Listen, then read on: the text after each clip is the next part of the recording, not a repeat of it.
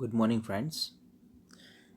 Today we will go through some few new stock exchange terms.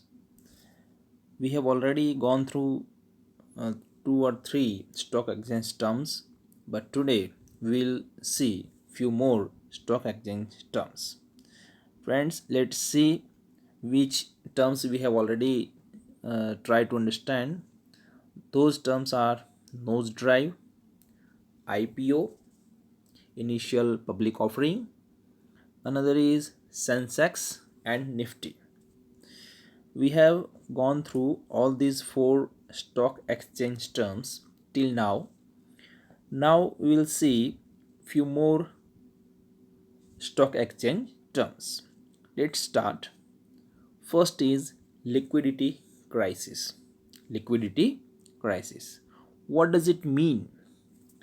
Friends, liquidity crisis can be defined as a situation caused by a lack of cash flow. First point, you can see lack of cash flow. जब cash कम हो जाती है उस समय जो situation create होती है उसे लिक्विडिटी क्राइसिस बोला जाता है. So this situation is caused by a lack of cash flow. It occurs sometimes when almost all the depositors withdraw their amount all of a sudden at a time. ये situation क्यों होती है, कैसे होती है? तो जब डिपोजिटर्स जो होते हैं वो अपनी जो अमाउंट है, इन्वेस्टेड अमाउंट, वो ऑल ऑफ अ सडन अचानक ही निकाल देते हैं, विड्रॉ कर देते हैं. ऐसे समय पे ये सिचुएशन क्रिएट होती है.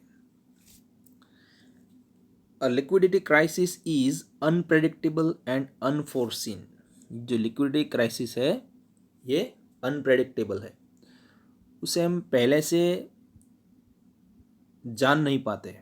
So it is unpredictable and unforeseen. It occurs due to the lack of trust in the specific bank or some unexpected need for cash. Reason क्या होता है लिक्विडिटी क्राइसिस का? रीज़न या होने का रीज़न क्या है? तो वो है it occurs due to lack of trust, विश्वास की कमी. किस बाबत में? तो the lack of trust in the specific bank और some unexpected need for cash. Bank के ऊपर ट्रस्ट कम हो जाता है उसके डिपॉजिटर्स का, इन्वेस्टर्स का, या फिर some unexpected need for cash.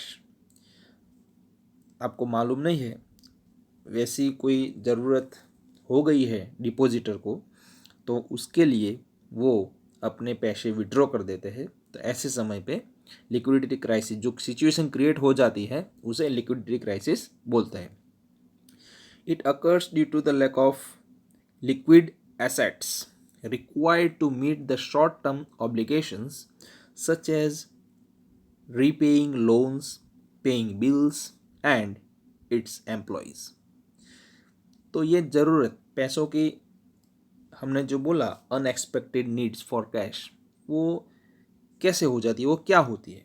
तो वो होता है this lack of liquidity assets it requires to meet the short term obligations such as, जब उनको रीपेइंग लोन्स, लोन को रीपे करना है, पेइंग बिल्स, बिल्स को पे करना है, या फिर एम्प्लॉयज़ का सैलरी करना है, उनके कोई वेलफेयर फंड्स में पैसा डालना है, ऐसा कुछ काम है. तो उसके लिए पैसे की ज़रूरत हो जाती है और वो पैसे विड्रॉ कर देते हैं. उस सिचुएशन को लिक्विडिटी क्राइसिस बोला जाता है. Liquidity crisis leads company to declare bankruptcy. जब ये सिचुएशन आ जाती है लिक्विडिटी क्राइसिस, कैश घट जाती है, कम हो जाती है, उस समय पे ऐसी सिचुएशन हो जाती है कि कंपनी को अपने आप को बैंकरप्ट डिक्लेयर करना पड़ता है. तो फ्रेंड्स, हमने अब तक ये देखा कि लिक्विडिटी क्राइसिस किसे कहा जाता है, ये सिचुएशन कैसे आती है, कौन से रीजंस है, ये सब हमने देखा। भी एग्ज़ाम के अंदर हमें ये क्वेश्चन कैसे आता है, this stock exchange terms it is in unit 4. From unit 4 you will be asked for the weightage of this unit is 17 marks.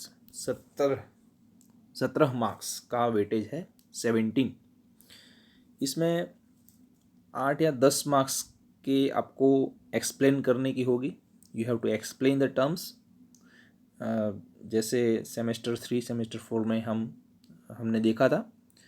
And the remaining 7 marks will be like match the words A with B.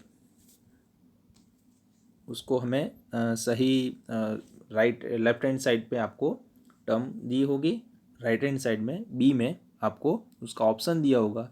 You have to choose the correct option. So this is the exam pattern, how these terms will be asked in the exam. Friends, let's see now another term that we'll see later on in the next video. Thank you.